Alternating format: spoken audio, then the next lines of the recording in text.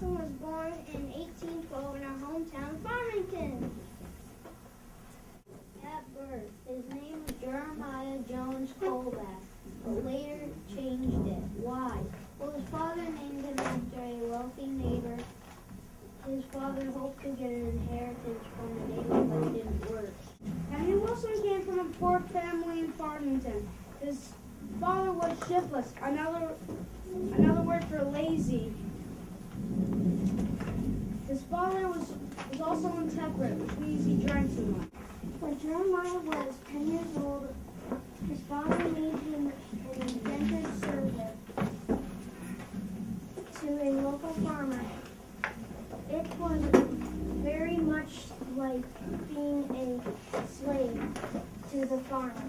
Jeremiah had to work there until he was 21 years old. During his years of work, Jeremiah received food and clothes, but nothing else. Later in life, the growing up, Henry Wilson would fight to abolish or end slavery, because being an indentured servant was just like slavery. Jeremiah's daily tasks are milking cows, feeding pigs, cutting wood, carrying water, churning butter, plowing fields, and more. Jeremiah only got to go to school once a month each year. He decided to teach himself as much as he could. Think of it. Imagine how hard it would be to teach yourself for the rest of the year. Jeremiah Jones walked from Durham to Startime. When he turned 21, he received 6 sheep, 2 oxen, and less than $100. Today, what took him 11 years to earn, someone could earn in one day. So how did this poor boy from Farmington grow up to become a successful shoemaker, a senator, and a vice president? We'll tell you how. He had a driving determination, was hardworking, had good manners, and read voraciously all the time. Jeremiah Jones Colbath had a busy 21st year of life. He sold off his livestock and walked 100 miles to Boston. But before he left, he changed his name. We all know him as Henry Wilson. Did he name himself after Henry Wilson, the Philadelphia school teacher, whose biography he read? Or did he name himself after the Reverend Henry Wilson, whose portrait he had seen? Either way, they were both great role models. Henry Wilson left behind his difficult childhood and started a new life in shoe manufacturing. People called him the Natick cobbler. A friend taught him the business, and he worked hard to become successful. But how did Henry Wilson become a senator and then the vice president? It all started in 1835 when Henry Wilson joined the Natick Debating Society.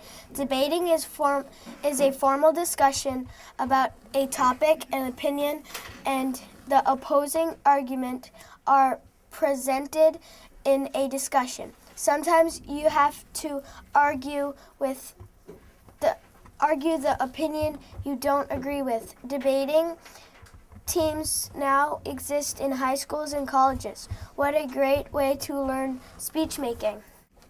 Henry Wilson was his special said to share his open on 3 issues. Education reform. He believed everyone should have the gift of education. Temperance. He believed in complete avoidance of drinking alcohol.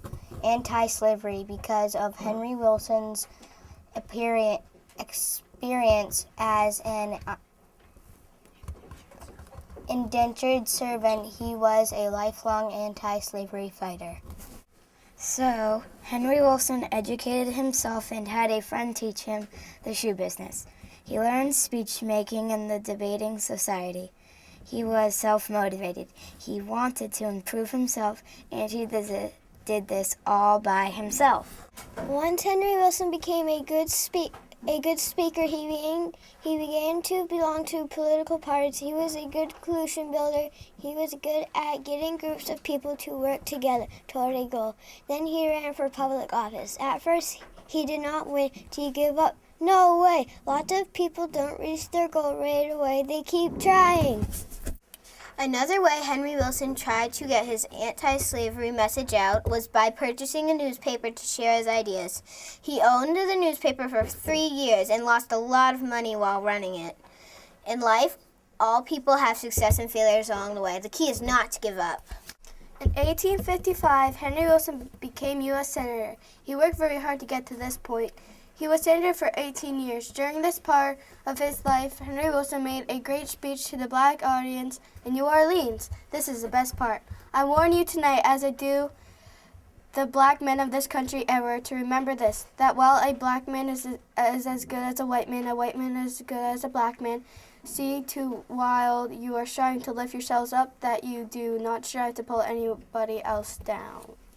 Henry Wilson became the Vice President of the United States under President Ulysses S. Grant. While VP, he wrote a book titled The Rise and Fall of Slave Power in America. On November 22, 1875, Henry Wilson died while in his office. He was 63 years old and had worked hard all his life. After his death, Henry Wilson was remembered with these words: the son of a farm laborer, never at school more than 12 months total. In youth, a journeyman shoemaker, he raised himself to the high places of fame, honor, and power, and by unwearied study made himself an authority in the history of his country, and the liberty and an eloquent public speaker to whom Senate and people eagerly listened. So remember Henry Wilson's example. If you believe in yourself and are willing to work hard, you can do great things.